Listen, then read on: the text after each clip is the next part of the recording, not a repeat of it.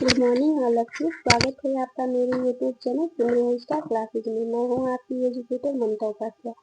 दोस्तों, हम अपनी वीडियो में देख रहे हैं समाजशास्त्र की अध्ययन पद्धतियाँ, जिसके अंतर्गत हम समाजशास्त्र की अध्ययन पद्धतियों को देख चुके हैं। समाजशास्त्र में दो अध्ययन पद्धतियाँ आती हैं, गुणात्मक अध्ययन पद्धति एवं परिमाणात्मक अध्ययन पद्धति। जो गुणात्मक अध्ययन पद्धति है, इसके अंतर्गत आगमन एवं निगमन पद्धति, भौतिक जीवन पद्धति, समाज नीति, सामाजिक दूरी का पैमाना और सामुदायिक अध्ययन पद्धति को हम देख चुके हैं। जो दूसरी अध्ययन पद्धति है, परिमाणात्मक अध्ययन पद्धति, हम इसको देखेंगे। इसके अध्ययन में कौन कौन सी पद्धतियाँ आती हैं। सामाजिक जीवन से संबंधित मूर्त तथ्यों को परिमाणात्मक या संख्यात्मक रूप में व्यक्त करने के लिए परिमाणात्मक तथ्यों का या परिमाणात्मक पद्धतियों का प्रयोग किया जाता है। यानी अगर हम सामाजिक जीवन से संबंधित मूर्त तथ्यों को अध्ययन करना चाहते हैं तो इसमें परिमाणात्मक अध्ययन पद्धति का या संख्यात्मक अध्ययन पद्धति का प्रयोग करते हैं। इन पद्धतियों की सहायता से किए गए अध्ययनों से प्राप्त निष्कर्षों में परिशुद्धता एवं निश्चितता अधिक पाई जाती है। यहाँ पर हम चार प्रमुख पद्धतियों का विचार करेंगे या चार प्रमुख पद्धतियों पर पढ़ेंगे, जिसमें से सबसे पहली जो अध्ययन पद्धति है वो है सामाजिक सर्वेक्षण पद्धति, दूसरी है सांख्यिकी पद्धति, तीसरी है ऐतिहासिक पद्धति तथा चौथी है तुलनात्मक पद्धति। जो सबसे पहली अध्ययन पद्धति है सामाजिक सर्वेक्षण पद्धति, हम इसको देखेंगे। सामाजिक तथ्यों के संबंध में प्रामाणिक जानकारी प्राप्त करने की दृष्टि से सामाजिक सर्वेक्षण पद्धति का उपयोग किया जाता है। यानी जो सामाजिक सर्वेक्षण पद्धति है, इसका उपयोग कब हम करते हैं, जब सामाजिक तथ्यों के संबंध में कोई प्रामाणिक जानकारी प्राप्त करना हो, तब हम सामाजिक सर्वेक्षण पद्धति का प्रयोग करते हैं। और इस पद्धति को व्यापक रूप में सबसे पहले लिपले में प्रस्तुत किया था या प्रयुक्त किया था। John Howard, Charles Booth, Rowntree Arthur Bowley, Barnard, Milton, Kardiner आदि विद्वानों के नाम इस पद्धतियों के साथ विशेष रूप से जुड़े हुए हैं। इन्होंने विभिन्न समुदायों, जेलों, समूहों, सामाजिक समस्याओं आदि का अध्ययन करने हेतु इस पद्धति का व्यापक पैमाने पर प्रयोग किया था। अन्य देशों के अतिरिक्त वर्तमान समय में भारत में सामाजिक सर्वेक्षण पद्धति का प्रयोग बढ़ता जा रहा है। यानी कि जो अन्य देश हैं उनमें तो नहीं, लेकिन अगर हम वर्तमान में भारत की बात करें तो इसमें सामाजिक सर्वेक्षण पद्धति का प्रयोग काफी हो रहा है। जैसे आजकल 10 वर्षीय जनगणनाओं, पंचवर्षीय योजनाओं, सामुदायिक विकास कार्यक्रमों, आय विवरण, जीवन स्तर, साक्षरता, समाज कल्याण आदि से संबंधित अनेक सामाजिक सर्वेक्षण समय समय पर आयोजित किए जाते हैं। शब्दार्थ की दृष्टि से सर्वे का अर्थ ऊपर से देखने से है। यानी कि अगर हम शब्द की दृष्टि से देखें तो जो सर्वे है, इसका अर्थ होता है ऊपर से देखना। इसका तात्पर्य यह हुआ कि किसी घटना या परिस्थिति का ऊपरी निरीक्षण करना। अगर हम सर्वे कर रहे हैं तो इसका अर्थ है कि हम किसी घटना या परिस्थिति का ऊपर से निरीक्षण कर रहे हैं। जब कोई अध्ययनकर्ता किसी क्षेत्र विशेष में किसी घटना विशेष को वैज्ञानिक दृष्टिकोण से देखता है और उसका सूक्ष्म अध्ययन करता है तथा विस्तृत एवं निश्चित अध्ययन करता है तो उसे ही सर्वेक्षण कहा जाता है। मोजर के अनुसार सर्वेक्षण किसी क्षेत्र की खोज करने तथा अध्ययन विषय से प्रत्यक्ष संबंध रखने वाली सूचनाएं एकत्र करने वाली या सूचनाएं एकत्र करने की अत्यंत उपयोगी विधि है। इसमें समस्या को प्रकाश में लाया जाता है एवं आवश्यक बातों की ओर संकेत किया जाता है। एक अन्य विचारक है हैरिसन ने लिखा है, सामाजिक सर्वेक्षण पद्धति जो है एक सहकारी प्रक्रिया है और इसके अंतर्गत किसी भौगोलिक क्षेत्र में पाई जाने वाली सामाजिक दशाओं एवं समस्याओं के अध्ययन तथा विश्लेषण हेतु वैज्ञानिक पद्धति का प्रयोग किया जाता है। यानी जो हैरिसन है वह कह रहे हैं कि जो सामाजिक सर्वेक्षण है वह एक सहकारी प्रक्रिया है और इसके अंतर्गत किसी भौगोलिक क्षेत्र में पाई जाने वाली सामाजिक दशाओं एवं समस्याओं का अध्ययन किया जाता है तथा इनका विश्लेषण किया जाता है। एक अन्य विचारक है अब्राम्स। अब्राम्स के अनुसार सामाजिक सर्वेक्षण एक ऐसी प्रक्रिया है जिसके द्वारा एक तथ्य ये एक समुदाय की रचना और उसकी क्रियाओं के सामाजिक पक्ष के संबंध में परिणाम तथा तथ्य एकत्रित किए जाते हैं। जो अब्राहम्स हैं उनका कहना है कि जो सामाजिक सर्वेक्षण है वह एक ऐसी प्रक्रिया है जिसके द्वारा एक समुदाय की रचना और उसकी क्रियाओं के सामाजिक पक्ष के संबंध में परिमाणात्मक तथ्य एकत्रित किए जाते हैं। उपयुक्त परिभाषाओं से स्पष्ट है कि सामाजिक सर्वेक्षण वह पद्धति है जिसके अंतर्गत किसी एक भौगोलिक क्षेत्र में सामाजिक तथ्यों का अवलोकन एवं अध्ययन किया जाता है तथा विषय से संबंधित परिमाणात्मक जानकारी एकत्रित की जाती है ताकि समुदाय की वास्तविक दशाओं के साथ साथ उसकी आवश्यकताओं का पता चल सके। सामाजिक सर्वेक्षण की क्या विशेषताएं हैं हम इसको देखेंगे। जो सामाजिक सर्वेक्षण की पहली विशेषता है वो है एक समय विशेष में एक निश्चित भौगोलिक क्षेत्र में इस पद्धति का प्रयोग किया जाता है। यानी जो सामाजिक सर्वेक्षण पद्धति है वह एक समय विशेष में एक निश्चित भौगोलिक क्षेत्र में ही इस पद्धति का प्रयोग किया जाता है। दूसरा, सामाजिक सर्वेक्षण प्रमुखतः जीवन दशाओं से संबंधित होते हैं। यानी जो सामाजिक सर्वेक्षण है उनका प्रयोग हम प्रमुखतः जीवन दशाओं से संबंधित विशेषताओं में करते हैं या जीवन दशाओं से संबंधित जानकारियों को प्राप्त करने के लिए करते हैं। तीसरा, इसमें सामाजिक समस्याओं का विशेष रूप से अध्ययन किया जाता है जैसे अपराध, निर्धनता, बेकारी, अशिक्षा आदि। अध्ययन के आधार पर रचनात्मक सुझाव दिए जाते हैं। अगर हम अध्ययन करते हैं तो इसके आधार पर हम रचनात्मक सुझाव भी देते हैं ताकि इस समस्या के निवारण एवं समाज में सुधार में सहायता मिल सके। चौथा जो विशेषता है वह हैरिसन, शिलांग आदि विद्वानों ने सामाजिक सर्वेक्षण को सहकारी प्रक्रिया माना है। यानी जो हैरिसन है, शिलांग है, जो आदि विद्वान है उन्होंने सामाजिक सर्वेक्षण को एक सहकारी प्रक्रिया माना है। साधारणतः अनेक सर्वेक्षणकर्ता मिलकर एक अध्ययन दल के रूप में बड़े पैमाने की किसी समस्या को लेकर सामाजिक सर्वेक्षण आयोजित करते हैं। सामाजिक सर्वेक्षण को एक वैज्ञानिक प्रक्रिया माना गया है और इसमें वैज्ञानिक कार्यविधि अपनाई जाती है। सामाजिक सर्वेक्षण का आयोजक कौन होता है या आयोजन कैसे होता है हम इसको देखेंगे। मोर्स में सामाजिक सर्वेक्षण की संपूर्ण प्रक्रिया को निम्नलिखित चरणों में बांटा है। यानी जो सामाजिक सर्वेक्षण है इसका आयोजन कहाँ कहाँ पे होता है, इसकी जो संपूर्ण प्रक्रिया है उन्होंने मोर्स में इनको कई भागों में बांटा है। जो पहला चरण है वो है लक्ष्य या उद्देश्य की परिभाषा। दूसरा चरण है अध्ययन समस्या की व्याख्या। तीसरा चरण है अनुसूची में उपयुक्त समस्या का विश्लेषण। चौथा चरण है क्षेत्र का निर्धारण। पांचवा चरण है सामग्री प्राप्त करने के स्रोतों का निरीक्षण। छठवां चरण है क्षेत्रीय कार्य। सातवां चरण है सामाजिक व्यवस्थापन, सारणीयन एवं सांख्यिकीय विश्लेषण। आठवां चरण है परिमाणों का निर्वाचन।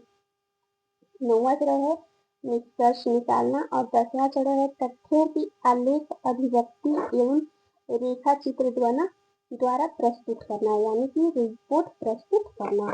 सामाजिक सर्वेक्षण पद्धति की इस दृष्टि में विशेष उपयोगिता है कि यह संपूर्ण क्षेत्र के संबंध में व्यवहारिक ज्ञान प्रदान करने में काफी सहायक है। इस पद्धति को काम में लेने से क्षेत्र के संबंध में प्रत्यक्ष ज्ञान प्राप्त हो जाते हैं और इस पद्धति के माध्यम से समूह अथवा समुदाय में समय समय पर होने वाले परिवर्तनों का पता लगाने या परिवर्तित दशाओं को ज्ञात करने में मदद मिलती है। जो दूसरी पद्धति है वो है सांख्यिकी पद्धति।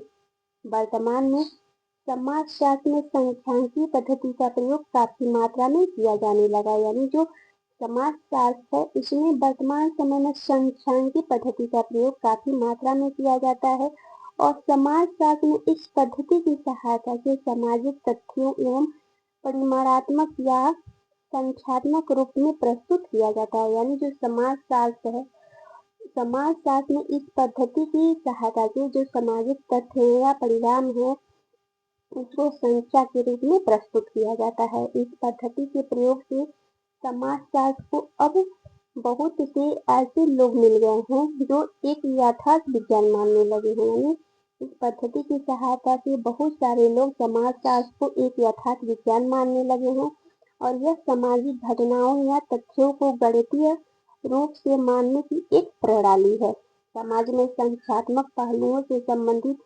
समस्याओं के अध्ययन के लिए सर्वप्रथम गिडिंग ने इस पद्धति का प्रारंभ किया था। यानी जो संख्यात्मक पद्धति है इसका सबसे पहले प्रयोग गिडिंग ने किया था।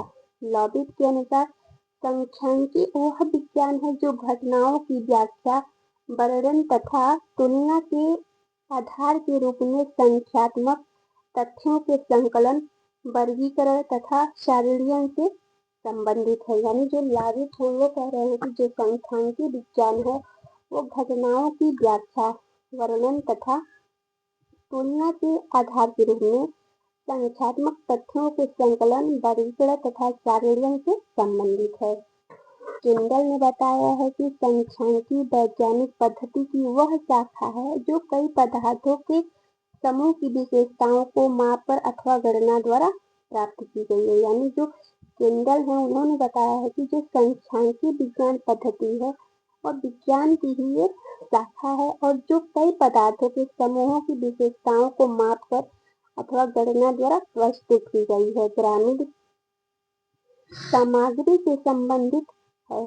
उपयुक्त परिभाषाओं से स्पष्ट है कि सांख्यिकी वह पद्धति है जो तथ्यों को संख्यात्मक रूप में प्रस्तुत कर परिमाणात्मक निष्कर्ष प्रस्तुत करती है। समाजशास्त्र में विभिन्न घटनाओं को गुणात्मक के अतिरिक्त परिमाणात्मक रूप में भी प्रस्तुत करना आवश्यक है। उदाहरण के रूप में अगर हम देखें तो जनसंख्या के आकार और बनावट, पारिवारिक विघटन, तलाक की दर, अपराध व बाल अपराध की घटनाएं, संयुक्त परिवारों की संख्या का घटना या बढ़ना, गांव और नगरों की जनसंख्या, शिक्षा का प्रतिशत, औद्योगिकरण एवं नगरीकरण की प्रवृत्ति आदि का अध्ययन सांख्यिकी पद्धति की सहायता से सुगमता से किया जाता है।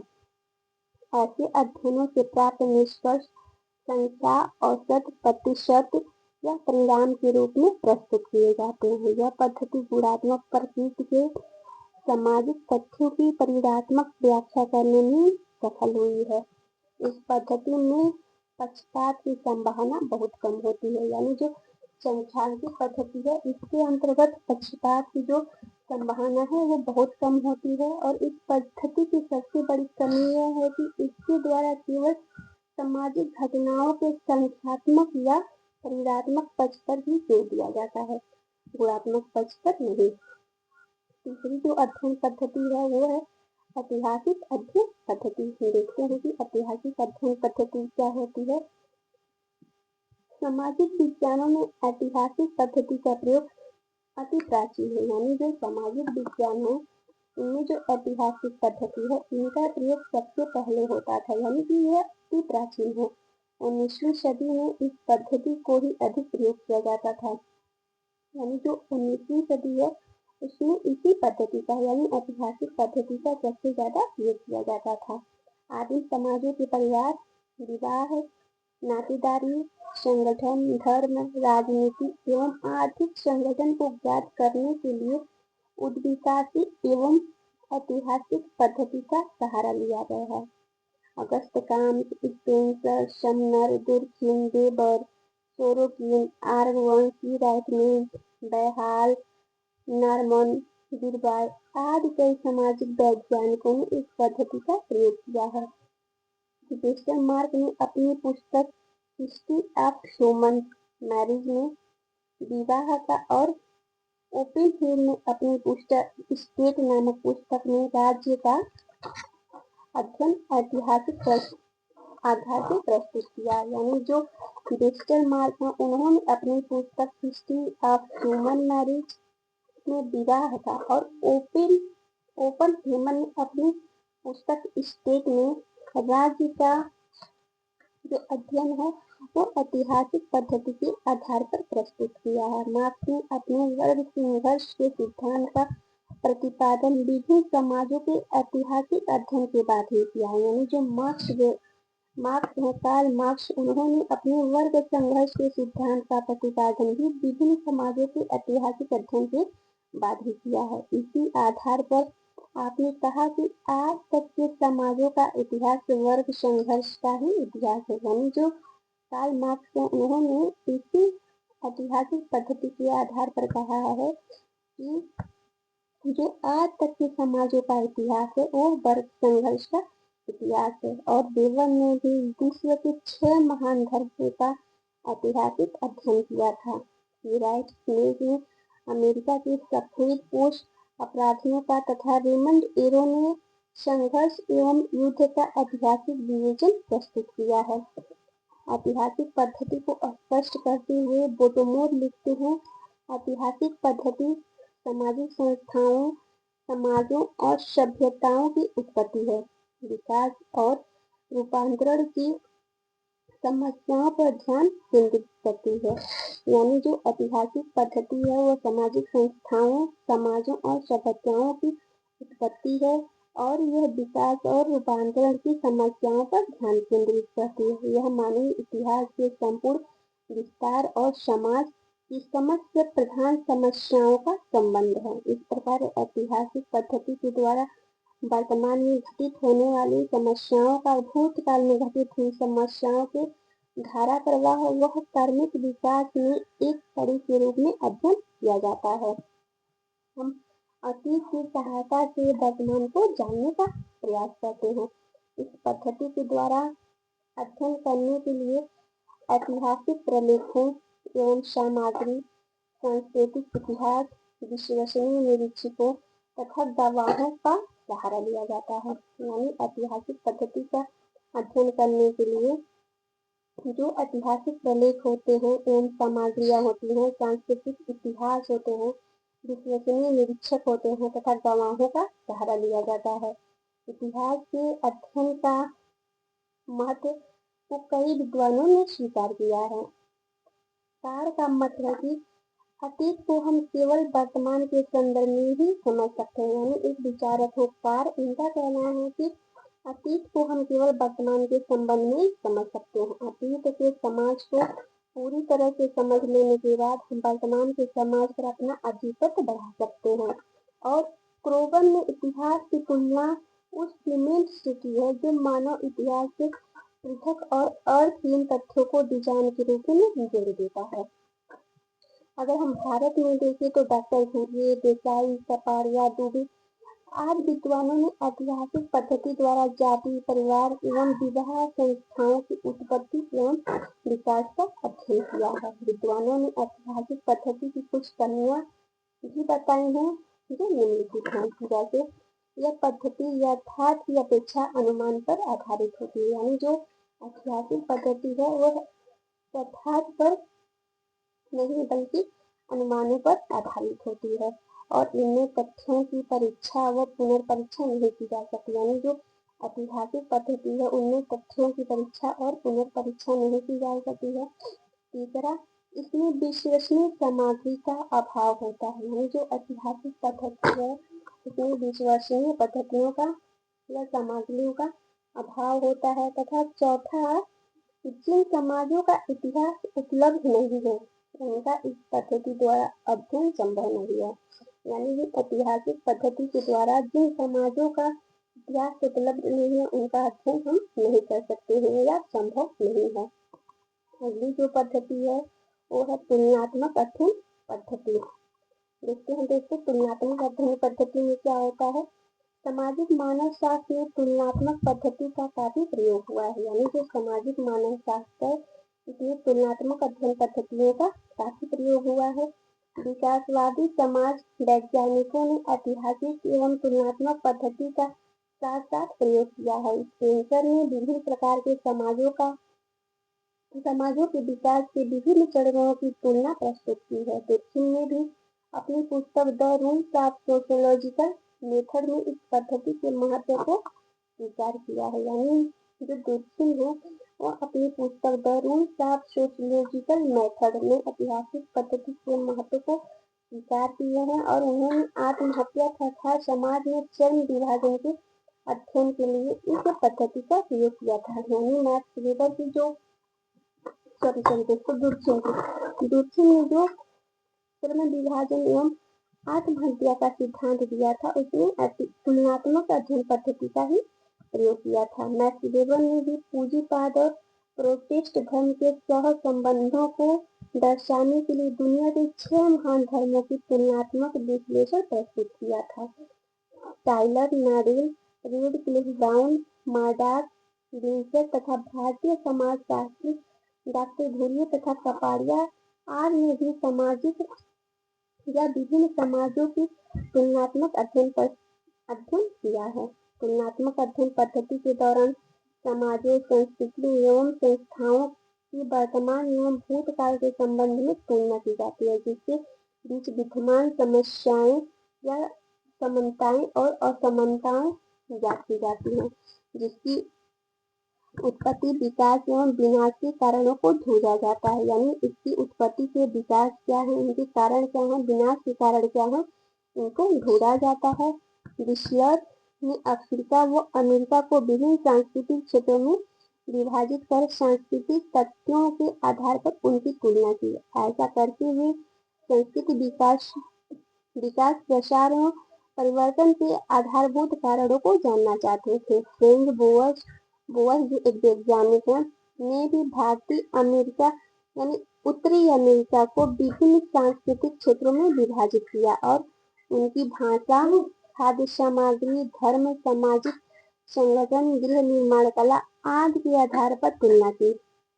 मार्डाक ने विश्व की 250 समाजों की तुलनात्मक अध्ययन पद्धति का प्रयोग किया है। यानी मार्डाक ने विश्व की 250 समाजों का अध्ययन तुलनात्मक अध्ययन पद्धति के आधार पर किया है और इस पद्धति के महत्व को स्पष्ट करते हुए फ्रीमैन कहते हैं, अध्ययन की तुलनात्मक पद्धति की स्थापना हमारे युग की महानतम सफलता है। यानी फ्रीमैन का कहना है कि अध्ययन की अगर हम तुलनात्मक पद्धति की स्थापना की बात करें तो ये हमारे युग की सबसे महानतम सफलता है, किंतु इस पद्धति में कुछ दोष भी हैं। जैसे तुलनात्मक सदैव समान प्रकार की घटनाओं में ही की जा सकती है। यानी जो तुलना होती है वह सदैव समान प्रकार की घटनाओं में की जा सकती है और इन घटनाओं में समरूपता अस्थायित्व करना कठिन है। तुलनात्मक इकाइयों को परिभाषित करना भी कठिन होता है। संपूर्ण समाजों और संस्कृतियों की तुलना भी कठिन है तथा इनमें विलक्षण घटनाओं का अध्ययन नहीं किया जा सकता है। समाजशास्त्री अन्य जो पद्धतियां हैं उनको भी हम एक बार देख लेते हैं। समाजशास्त्री अन्य पद्धतियों को अंतर्गत कहा जाता है संरचनात्मक कार्यात्मक पद्धति। इस पद्धति के प्रमुख समर्थकों में Spencer, Durkheim, Radcliffe Brown, Malinowski, Merton, Marion J Levy Davis तथा मूर और पार्सन्स आदि समाज वैज्ञानिक हैं। संरचनात्मक पर्यावरणात्मक पद्धति को समझने के लिए हमें संरचना तथा प्रकार के अर्थ को जानना होगा। प्रत्येक संरचना का निर्माण कई इकाइयों से मिलकर होता है और ये इकाइयां परस्पर व्यवस्थित रूप से अपेक्षितया स्थिर संबंधों में बंधी होती हैं। संपूर्ण संरचना को व्यवस्थित बनाए रखने में प्रत्येक इकाई का जो योगदान होता है वही उस इकाई का प्रकार कहलाता है। संरचना व प्रकार की अवधारणा को हम शरीर के उदाहरण से स्पष्ट से समझ सकते हैं। जैसे शरीर एक संरचना है जिसका निर्माण विभिन्न इकाइयों जैसे हाथ, पांव, नाक, कान, पेट, हृदय, फेफड़े आदि से होता है। शरीर के ये विभिन्न अंग एक दूसरे से इसके संबंधों में बंधे हुए हैं और इनको एक विशिष्ट रूप से जमाने पर ही शरीर संरचना बनती है। शारीरिक संरचना को बनाए रखने के लिए शरीर की विभिन्न इकाइयों जैसे हृदय, पाचन तंत्र, संस्थान, मस्तिष्क आदि का जो योगदान होता है वही उनका प्रकार कहलाता है। इस पद्धति के द्वारा अध्ययन करने का तरीका यह है कि हम जिन समूह अथवा समाज का अध्ययन करना चाहते हैं, सबसे पहले उनकी उन इकाइयों को ज्ञात करेंगे जिनमें उनका निर्माण हुआ है और फिर उन इकाइयों द्वारा उन समूहों अथवा समाज